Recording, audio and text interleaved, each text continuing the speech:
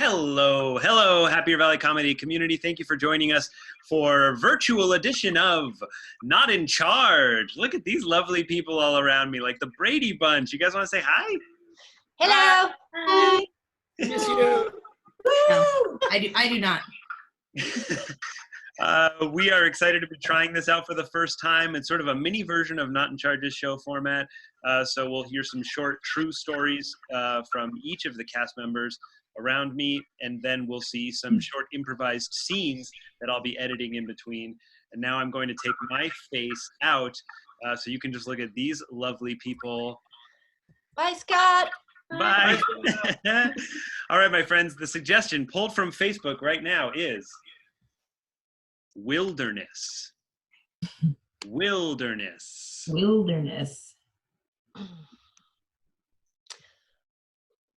I have a hate relationship with the wilderness. Most of you may know this or will be quick to learn that I'm not really somebody who likes the outdoors very much. I mean, I like going outside. I like fresh air. I like walking. But the self-survival really terrifies me. And if you picked me up and put me out on a mountain, I wouldn't make it. I wouldn't know how to make it on my own. I don't really camp, although I will say that one time I did go camping and it was wildly successful in that I brought everything I could possibly need in my car, and I parked my car very close to where the campsite was, and Mandy was there. She's my friend, and she guided me through that wilderness experience, and I cooked for her on an open flame, and it was successful in that we ate, and everything I needed was in my car, so it was emotionally secure, and I made it through, and that's how I feel about the wilderness. This isn't my story, but on Instagram today I saved this. It's a bag. It's a sleeping, not a sleeping bag. It's that thing. And then you put it in your back seat and it blows up. That I could do. That's the opposite of the wilderness. But I'll try not to, we have lots of summer camp stories, especially Mandy and myself. But I think the toughest wilderness experiences I've had have never been because of the environment or any particular challenges of the locale that I'm in. All the toughest wilderness experiences that I've had have been based on the fact that I was leading groups of children. The hardest hike I've ever done, not even a very difficult mountain. I led 11 17-year-old girls up Mount Pierce in the White Mountains. It's the presidential, so it's not like an easy hike if you're not a hiker, but it's also not the most challenging hike you could be doing in the White Mountains. The thing about this hike is that it was 3 miles up. And it was pretty steep. It followed a riverbed up the side of the mountain, or a stream bed, I guess at that point. And so it was a lot of girls who weren't hikers to begin with. It was a little drizzly because it's always going to be drizzly if you're trying to leave children in the wilderness, because they need to be as miserable as possible, I guess, thanks nature. So it's this long, slow hike, and I'm carrying up the rear. I am at the back of the path. We have one leader in the front, me at the back. I think I walked the trail twice, because as one person went up in front of me, one step at a time, I was back and forth across the trail, back and forth across the trail, back and forth across the trail. I was losing my mind. So it's 3 hours of this. It's miserable. Nobody slept the night before. We get to the top of the mountain, and it is locked in fog. Oh. And we can see nothing. Oh. And the girls around me are why did we even do this?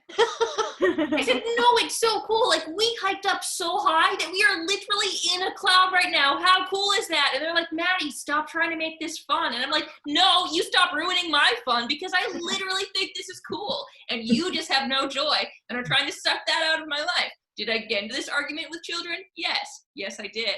Was it cool? It was definitely cool.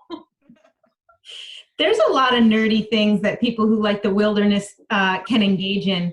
And one of those really nerdy things is getting woofer trained. And for those of you who aren't nerdy, like me and Maddy, who are smiling and giggling right now, that stands for Wilderness First Aid, for WFA, or Wilderness First Responder, for WFR. Okay? So imagine me, a semi-control freak, now recovering control freak, at the age of 19, being taught how to do first aid for those in the wilderness for the wilderness trips that I'd be leading. So, you know, learning things like how to splint someone's leg with really rigid things like twigs or branches and other found objects in the woods. And so keep that in one side of your mind and fast forward up to me being more like 22 and working in a different setting where I was still leading some trips and doing camping, but now emergency response was nearby. So the point of WFA or WFR is that if you're 2 hours or more away from emergency services, or I guess it's like, depending on how you look at it, 30 minutes, depending on how critical the situation is, then you should use those methods that were taught to you. But if you're nearby regular EMS services, you don't need to do that. I still did. I still did all of those things. Someone would have an issue, you know, like so I would be making like soft splints around their arm out of my sweatshirts and like picking up ferns on the side of the trail and like softening it in there. And we're like, no, we can hike back to the van. We can. It's literally, we can hike back. We can be back in 20 minutes. It's just right down in the parking lot. I'm like, no, we got to take care of this now. And so, you know, some might say it was WFA gone wild, but I like to say that you can take me anywhere and I can help you survive. I have a daughter who's about to turn 17, and she's learning how to drive, which is, it's exciting because I could really use another driver in my family because I drive a lot, getting my kids around. But it also means that I have to sit in the passenger seat with her and watch her learn how to drive. And there are times where I see my life approaching, and it's mainly on the right-hand curb of a road where she just really likes to be over on this side of the road. And I'm doing my best because I know like the thing to be is calm. I should just be like, you know, you're doing great. You're doing fine. In the meantime, like, I think my spleen is like coming up into my throat because I'm like, I'm ready to die inside so that I won't die on the outside as I'm like getting jammed over to the edge of the road. And she's also getting excited about it now, which is great. So that like now when we start to drive, instead of like kind of nervous panic, which is terrifying when you're in the driver's seat, she's actually relaxing. And today we'll drive we'll take a 20-mile drive. And I'm really interested to see like if I survive that. My family's been going camping at the same place since before I was born. But I think that the campground is slowly getting sick of us because there's a lot of us. In the last couple of years, it's like I have 4 brothers and they all have wives and kids and dogs and everybody piles on. And it's a small campground, so we couldn't even get a lot of other sites in past years. So we kind of like all, you know, pile on to one of them. We'd have like 2 tents. And they just keep every year like creating these new rules that didn't exist before that seem extremely specific towards our family. So like the first one was like, and so we show up, we're like, you know, we're all there and we come in at different times and they're like, oh, this year you didn't hear? I'm so sorry. You can't put a tent on a camper site. And I like look around real quick, and I'm like, there's one. Everybody else seems to be fine. And they're like, oh, well, there's not more people in that tent. So they have a camper and they have a tent on the site, but there's not additional people inside of the tent. And I'm like, okay, sure. I'm sorry. What? My computer just spoke to me for some reason. She was sorry for my experience. That was very strange. And then the next year we came back and we were like, all right, well, okay, so sorry about the tent thing. We'll get tent sites now because we are a growing family. So we'll we're glad to pay you more money. We're still coming. And so then we got a tent site the next year, and then we came and they're like, oh, you didn't hear? There's only one tent allowed per tent site. And we're like, well, what? No, we're already here. Like, we're in Maine now. We're staying. So without asking my brother whose site it was, I had to pay a second tent. I had to pay for a second campsite to stay on his campsite, but they didn't ask him first. So like, he paid for a campsite and then they sold it also to me to stay on the same one. So the next year they're like, all right, well, if you want to stay here, you each need your own. But then like, there's also, people who have booked them before get like first dibs. So I'm pretty sure they're just like sitting, there's like a table of them that sits down every year. And it's like, how can we get the Jopson Terrans to not be able to come back?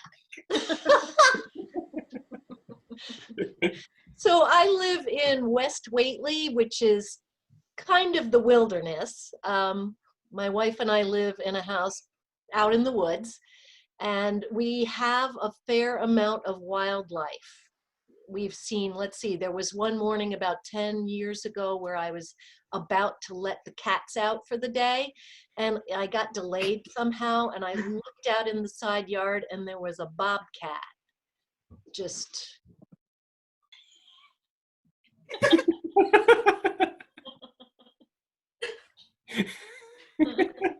watching a squirrel, and I was grateful that I had not let my cats out.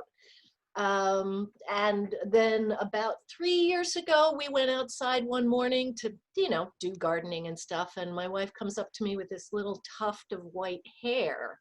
And she's like, what do you think this is, honey? And I looked at it and I was like, I don't know. I'd say maybe white-tailed deer, but there's a little bit of blood on it. So probably not a good ending to that story. And so she goes out in the yard a little further and she's like, oh, there's a lot of it around the yard. It's blowing in, the wind is blowing it around. And then she goes further into the front yard and she's like, honey. And there was an actual deer that had been apparently brought down in the night by some coyotes that we didn't hear. So we live out in the woods. Yeah.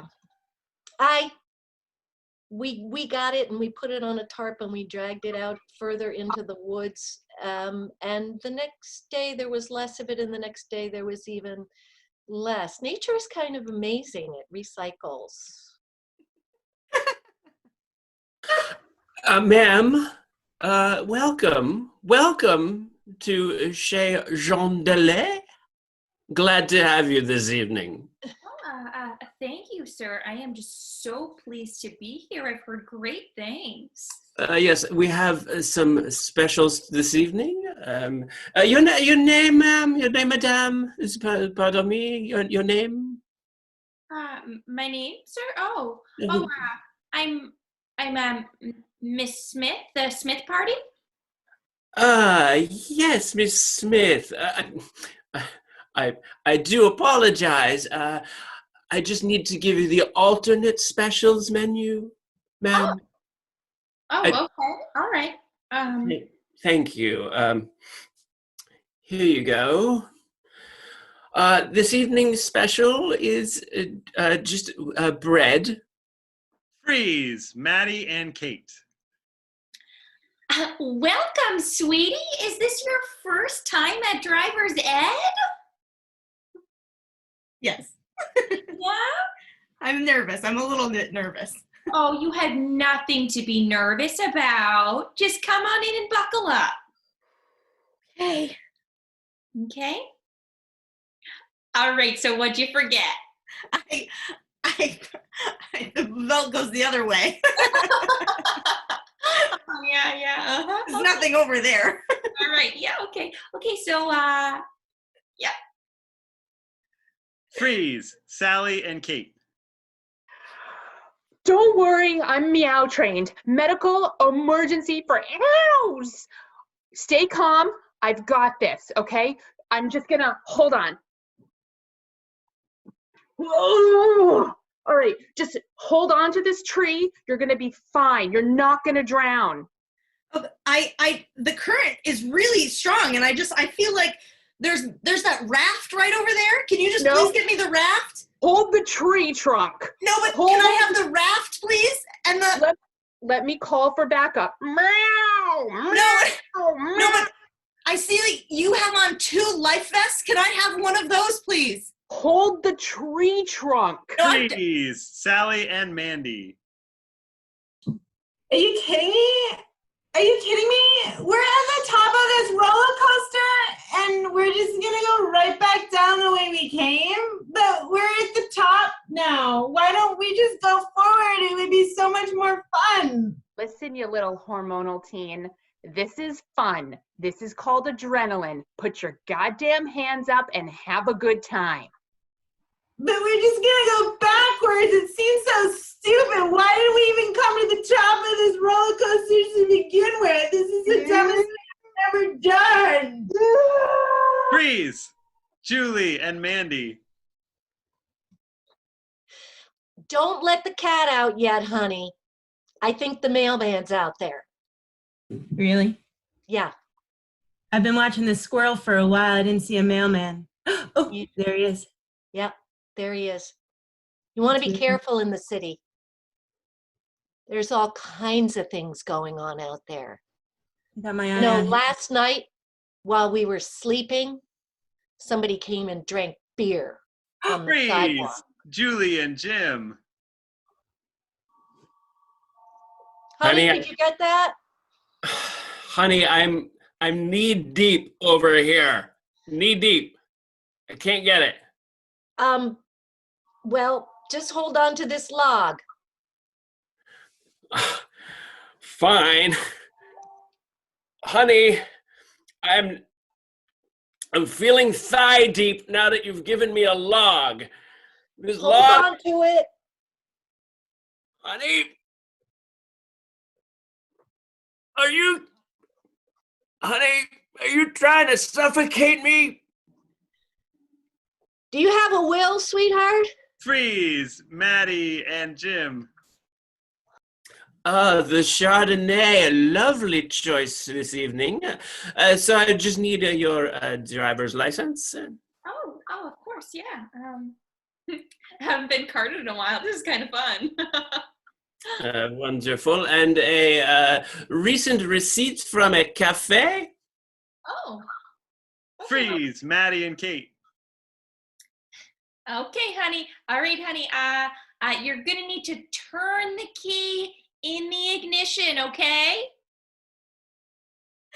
I practiced on a start button. I don't know. I just Freeze, Kate and Sally. That was close. You did great. You did great out there. No. Freeze, Yeah. Sally and Mandy.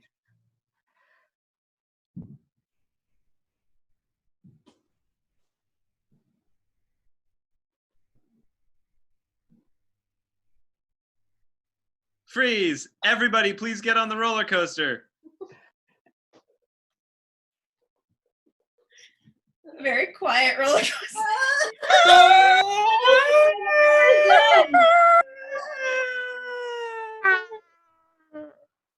Freeze, Mandy and Julie. What's Honey? out there now?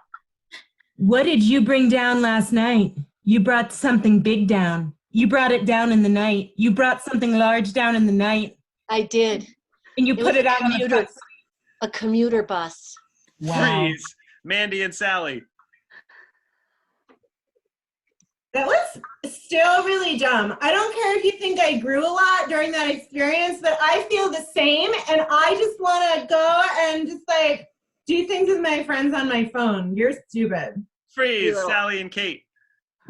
No, it wasn't close. I drowned for a bit. Yeah, but you had the trunk the whole time. Oh, because of rigor mortis, because I locked onto it because of rigor mortis, Freeze. and then my body let Kate go. and Maddy. Okay, that was fine. That was fine. No reason to freak out. Just push the bag away from your face, okay, honey? No, I feel like your tone, you're freaking out. You're supposed to stay calm. The manual said that you were supposed to stay calm with me. It's okay, honey. I'm just gonna take this piece of glass out of my face. Freeze. Maddy and Jim. Madame, what I would like you to do is to take the tablecloth and just put it over your face. Freeze. Kate is driving a car in driver's ed, and you're all in that car. Okay. Wait, what? What did you guys say? Oh, I'm sorry. Oops. That was an ugly dog anyway. Do you guys want to listen to some music? I made this I recorded this myself and Stop! I'm sorry. Freeze. Everyone on the roller coaster. See. Love it. That was so fun. Thank you, guys. Thank you. That was so great. And thank you to those of you who are watching. We'll be making all sorts of things like this in the days to come as we're all looking for more stuff to watch. So we'll be trying to bring the fun to you. You can see it all at happiervalley.com. We'll be putting everything on the homepage. And if you enjoyed this video, feel free to make a small donation if you like. We're a 501c3 nonprofit trying to make our way through a challenging time. Thank you all. You're the best. Bye. Bye. Bye.